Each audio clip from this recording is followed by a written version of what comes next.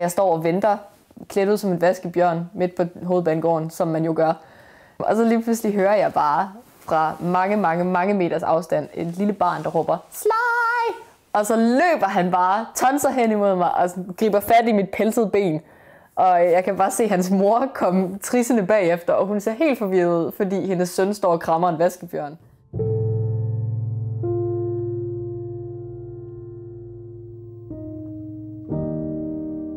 Cosplay går ud på, at man klæder sig ud som en figur fra en fiktiv verden.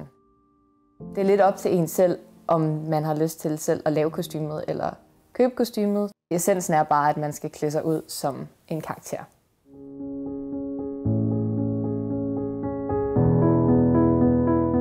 Cosplay har været en rigtig stor del af mit liv i rigtig mange år.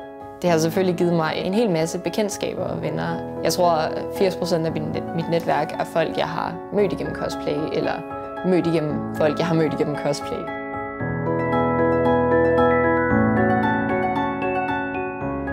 Før der var det egentlig mest for at klemme mig ud og for at være en karakter, jeg cosplayede. Og nu når jeg er blevet ældre, så er det lidt mere for at have et kreativt outlet, hvis man kan sige det sådan.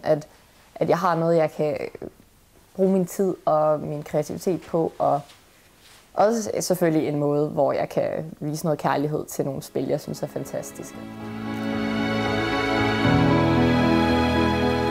Det bedste ved hele cosplay-processen er, hvor man kigger på hele kostymet, der er færdigt, og man får det på, og man kigger i spejlet, og man er sådan, wow.